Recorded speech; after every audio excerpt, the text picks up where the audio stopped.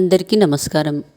ఈ వీడియోలో మనం తెలంగాణ 8వ తరగతి తెలుగు పాఠ్యపుస్తకంలోని చిందు ఎల్లమ్మ పాఠానికి సంబంధించి కొన్ని ముఖ్యమైన అంశాలను తెలుసుకుందాం. చిందు ఎల్లమ్మ అనే కథకు మూల వ్యక్తి డాక్టర్ కె ముత్యం. జానపద కళల్లో ఒక ప్రత్యేకతను సంతరించుకున్న కళారూపం చిందు భాగోతం. స్త్రీ పురుష పాత్రలను సమర్థంగా పోషిస్తూ ఆబాల గోపాలాన్ని రంజింప చేసిన చిందు కళాకారిణి చిందు ఎల్లమ్మ. చిందు ఎల్లమ్మ గ్రామం నిజామాబాద్ జిల్లా చిన్నాపురం. నిజాంసాగర్ చెరువు కట్ట కడుతున్నప్పుడు పుట్టినావు బిడ్డ అని చిందు ఎల్లమ్మ తాత చిందు ఎల్లమ్మతో అన్నాడు. చిందు ఎల్లమ్మ పుట్టిన ప్రాంతం బాసర. చిందు ఎల్లమ్మకు వాళ్ళ నాయన పెట్టిన పేరు సరస్వతి.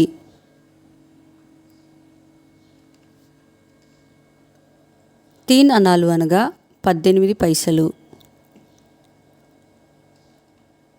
చిందు ఎల్లమ్మ చిన్నతనంలో ఎక్కువగా ఆడిన ఆటలు ఎల్లమ్మాట, చించులక్ష్మి, సారంగధర.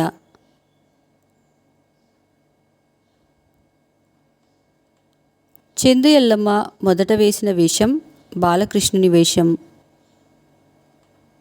చిందు ఎల్లమ్మ నాటకాలలో వేసిన వేషాలు బాలకృష్ణుడు, రంభ, అక్కయేషం, అత్తయేషం, బుబ్రు వాహనాల చిత్రాంగద, సుందరకాండల సీత, సతీ సావిత్రుల వేషాలు, రాజు, వాలి, ధర్మాంగుడు, కుశలుడు, హనుమంతుడు.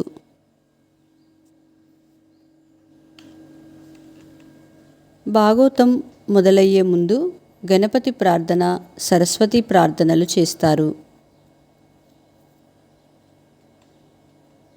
అంబకీర్తన అంటే ప్రార్థన.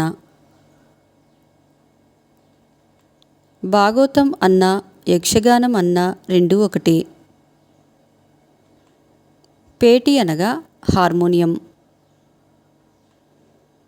ఆనిగెంకాయ అనగా సోరకాయ. కర్పూరం అనగా తినే కర్పూరం.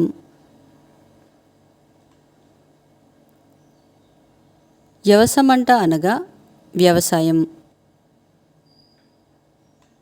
కాస్పి అనగా వృత్తి. చిందు భాగవతాన్ని సంక్రాంతి, దీపావళి పండుగలలో ఎక్కువగా ఆడతారు. చిందు భాగవతంలో బుడ్డర్ ఖాన్ వేషం చూసేటోళ్లకు కడుపుబ్బా నవ్వు వస్తుంది. చిందు ఎల్లమ్మ మరియు తన బృందం వారు చెంచులక్ష్మి భాగవతంను నటరాజ రామకృష్ణుల కోసం ఆడినారు.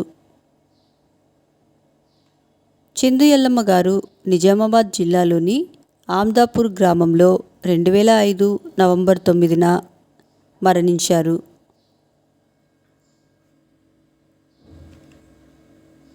మా నెక్స్ట్ వీడియోస్ యొక్క నోటిఫికేషన్ మీకు రావాలంటే మా ఛానల్ను సబ్స్క్రైబ్ చేసి బెల్ బటన్ నొక్కగలరు.